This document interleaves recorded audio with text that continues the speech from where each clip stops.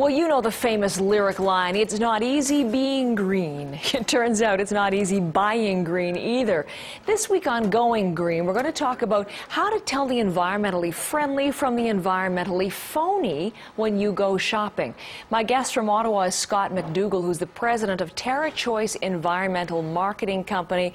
He specializes in eco-marketing and green product validation, and that's what we're going to talk about. Good morning, by the way. Good morning, Heather. Nice to see you. We're going to talk about the phenomenon called greenwashing. What's that? Greenwashing is environmental whitewashing. It's environmental claims about a product that are either false or risk misleading their customers. And your company, TerraChoice Environmental, you did a study of environmental claims in the market. What did you find? Yeah, we did. Our company, first of all, was formed in '95 by the federal government to deliver the nation's eco-logo program, which is a mark of environmental leadership, and this has given us perspective on these things. So this year, when we saw so much green claim in the marketplace, we sent researchers to the stores and we found 1,000 products with claims, and over 99% of those claims committed what we've come to call one of the 6 sins of greenwashing, which meant they were either false or misleading. I love this. The 6 sins of greenwashing. Let's go through them. We have Sure. we have a little bit of a list to show our viewers. To number 1, sin of the, I'll read them. You can tell me what they are briefly. Sin of the hidden Sure. trade-off.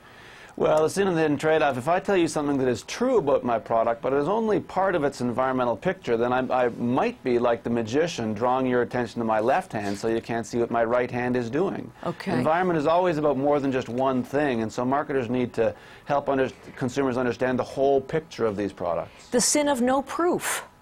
Sin of no proof, I think, is self-explanatory. Think of the Lululemon case. As I understand what the media reported, there was a challenge to an environmental claim about seaweed products in apparel, and Lululemon couldn't provide the proof of that. So if there's no proof and consumers are owed it, not only is the consumer disadvantaged, so is the company. Sin of vagueness. Vagueness is terms like all natural and environmentally friendly. Arsenic is natural, Heather, so is cyanide, and we wouldn't choose to have these things in our personal care Open to products. interpretation. Okay, Absolutely. The sin of irrelevance.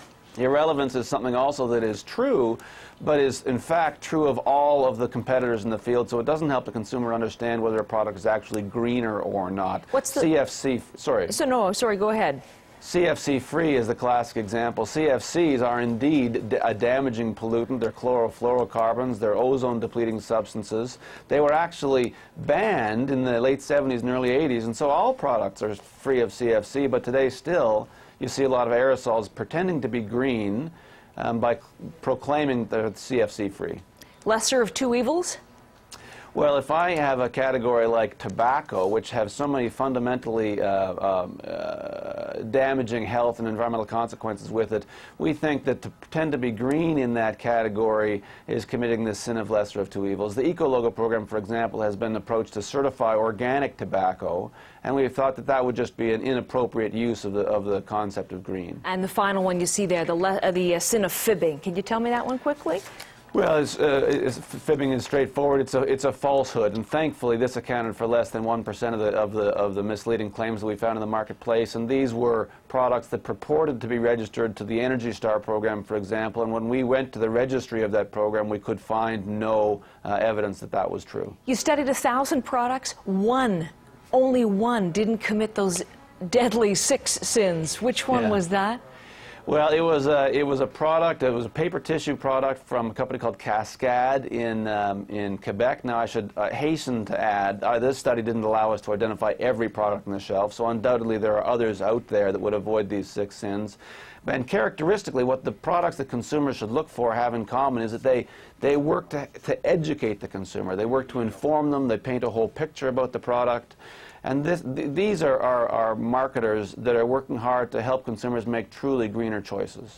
Very helpful. Thanks for joining me this morning. I appreciate it. Oh, thank you.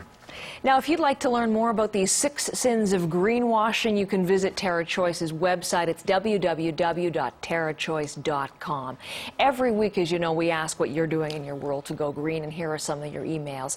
Richard Poulin from Thunder Bay writes, when doing laundry, I wash with cold water and then dry in a portable indoor clothes hanger. If you're an advocate of using the dryer, let your clothes hang long enough until they're almost dry, and then put them in the dryer for a few minutes instead of half an hour.